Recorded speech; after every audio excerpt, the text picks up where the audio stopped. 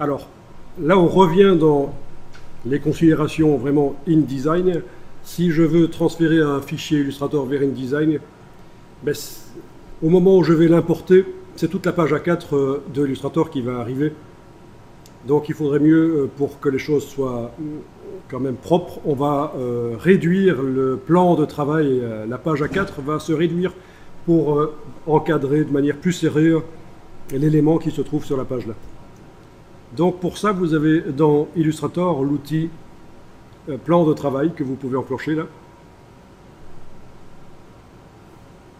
Et avec cet outil plan de travail, vous allez prendre les poignées et englober de manière plus serrée le texte. Il ne faut pas aller contre, hein, mais c'est juste pour qu'on ait un document plus propre. Ah, il faut remonter, il y a des accents. Voilà. Il y a un accent. Ok, c'est l'outil plan de travail. Donc c'est plus un A4, c'est une portion d'A4. Combien ça fait? Il suffit de regarder en ayant l'outil de plan de travail enclenché. On a ici les largeurs hauteur qui sont indiquées, donc il fait 240 mm de largeur et 54 mm de hauteur. Bon, pas d'importance, combien il fait. Et voilà, j'enregistre et je vais aller charger ça dans InDesign. Donc vous avez bien enregistré la dernière version, le fichier enregistré. On va dans InDesign. Ok, alors on va peut-être utiliser les calques pour éviter de travailler sur nos choses là par erreur. Parce qu'on a déjà une page bien remplie, on va aller dans la palette des calques dans InDesign, menu fenêtre, calque. Et on va créer un nouveau calque. Donc c'est un niveau de construction. J'ai cliqué sur le bloc de feuilles dans la palette des calques, j'ai créé un nouveau calque et on voit que les vecteurs des objets qui sont sur ce calque vont apparaître en rouge. Le calque 1, qui contient mes images et le bloc texte en bas, je le verrouille, je clique sur la colonne là pour le verrouiller. Je suis en train de travailler sur le calque 2, il faut qu'il soit en surbrillance comme ça pour indiquer qu'on va amener un objet dessus. Je fais fichier importer.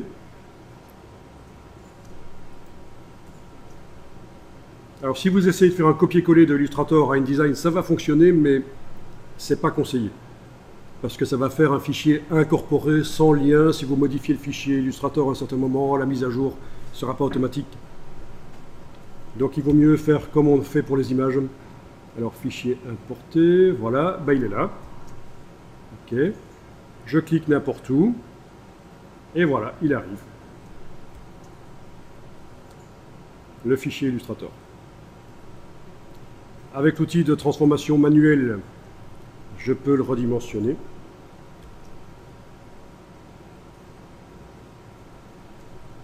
Le déplacer. Il est entouré de transparence.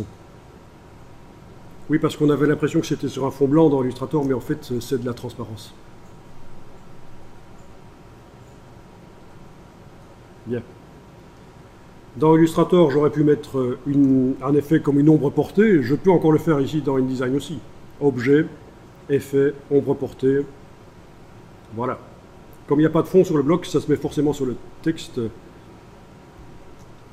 Je peux paramétrer l'ombre portée. Donc ça, c'est objet, effet, ombre portée. Mais j'aurais pu le faire dans Illustrator, donc l'ombre portée aussi.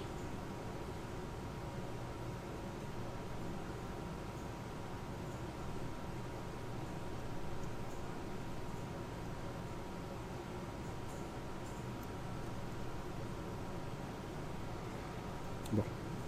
Évidemment, pour que ce soit bien visible, il faut un fond qui le permette. Ok.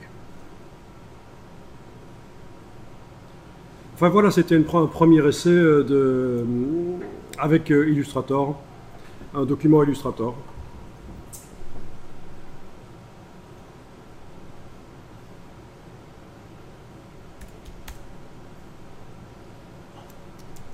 Si je retourne dans Illustrator et que je modifie quoi que ce soit, comme la couleur par exemple, voilà, je sélectionne la ligne de base du texte dans Illustrator. Dans la palette aspect, je vais modifier les couleurs. Plutôt que d'avoir quelque chose d'un peu orangé, je vais prendre ben voilà, du vert comme ça, c'est pas mal. Fichier enregistré. Dans InDesign, il va me dire dans la palette lien, fenêtre, lien, que le document a été changé. Voilà. Je le mets à jour en cliquant sur l'icône de mise à jour du lien. Et voilà. OK.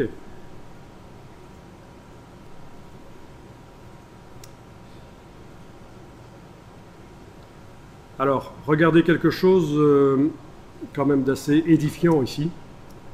C'est que, bon, j'ai choisi... ah oui, évidemment, j'oubliais que sur la projection, ça ne se voit pas beaucoup. Mais sur votre écran, ça va se voir. Vous avez choisi peut-être une couleur assez vive dans Illustrator. Vous la voyez sur votre écran. Par contre, dans InDesign, il est possible que la couleur soit terne. Parce que InDesign, un peu comme Illustrator, on a vu ça il y a 3 minutes, vous montre le document comme il sera quand il sera imprimé en CMJN. Et pour changer ça, vous pouvez aller dans Édition, Espace de fusion des transparences, Édition, Espace de fusion des transparences, et choisir Espace RVB du document. Voilà. Et là, vous avez les couleurs RVB. Vos images ont peut-être gagné un peu en saturation, vu que ce sont des images RVB, mais en tout cas, le texte de Illustrator, là, c'est flagrant qu'il a gagné. Alors, si je compare les images, là, je suis en CMJN, espace de fusion de transparence, espace RVB. Oui, notamment l'orangé, là, dans l'image, ça change. Voilà. Donc ça, vous voyez le document tel qu'il sera visible sur un écran ou sur une tablette, un affichage RVB.